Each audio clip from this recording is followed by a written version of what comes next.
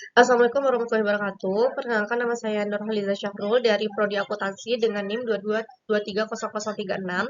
Baik, pada kesempatan kali ini saya akan memaparkan hasil dari presentasi saya, itu mengenai commodity futures hitting risk aversion and the hedging horizon, atau lindung nilai komoditas berjangka, penghindaran risiko, dan cakrawala lindung nilai. Baik, yang pertama yaitu adalah pembahasan teori. Lindung nilai adalah strategi keuangan yang digunakan untuk mengurangi risiko fluktuasi harga komoditas di pasar. Dalam konteks perdagangan berjangka, hedging dilakukan dengan mengambil posisi yang berlawanan di pasar berjangka untuk menutupi potensi kerugian di pasar fisik. Terdapat dua jenis utama, yaitu yang pertama adalah selling hedge. Ini menjual kontrak berjangka untuk melindungi dari penurunan harga komoditas yang dimiliki. Yang kedua yaitu buying hedge. Ini membeli kontrak berjangka untuk melindungi dari kenaikan harga komoditas yang akan dibeli di masa depan. Strategi ini memungkinkan pelaku pasar seperti produsen dan konsumen komoditas untuk mengelola risiko harga dan memastikan stabilitas pendapatan atau biaya produksi. Selanjutnya itu adalah kasus yang dibahas. Salah satu kasus yang relevan adalah praktik hedging oleh badan usaha milik negara atau BUMN di Indonesia. Misalnya PT Bank Nasional Indonesia atau Persero dan PT Garuda Indonesia atau Persero telah melakukan hedging berupa cross currency swap untuk mengelola risiko nilai tukar atas utang dan pinjaman dalam bentuk valuta asing.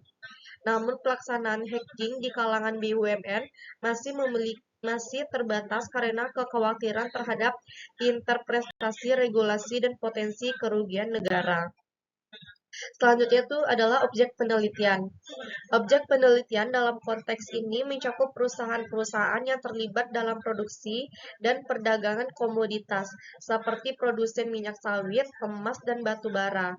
Penelitian juga dapat mencakup lembaga keuangan dan bursa komoditas yang menyediakan instrumen hedging seperti Indonesia Commodity dan Derivatives Exchange atau ICDX. Selanjutnya itu adalah teknik analisis data. Analisis data dalam penelitian ini dapat dilakukan melalui pendekatan kuantitatif dan kualitatif. Secara kuantitatif, analisis dapat mencakup perbandingan antara harga pasar fisik dan harga kontrak berjangka, serta evaluasi efektivitas hedging dalam mengurangi volatilitas pendapatan atau biaya. Secara kualitatif, wawancara dengan pelaku industri dan analisis kebijakan dapat memberikan wawasan tentang tantangan dan praktik terbaik dalam implementasi hedging. Selanjutnya itu adalah hasil penelitian. Hasil penelitian menunjukkan bahwa hedging dapat menjadi alat yang efektif untuk mengelola risiko harga komoditas. Namun, efektivitasnya tergantung pada pemahaman dan penerapan strategi yang tepat oleh pelaku pasar. Selain itu, dukungan regulasi dan infrastruktur pasar yang memadai, seperti ketersediaan kontrak berjangka yang liquid dan transparan, sangat penting untuk keberhasilan hedging. Di Indonesia, meskipun terdapat fasilitas untuk hedging seperti yang disediakan oleh LCDX, pemanfaatannya masih perlu ditingkatkan melalui edukasi dan penyempurnaan regulasi.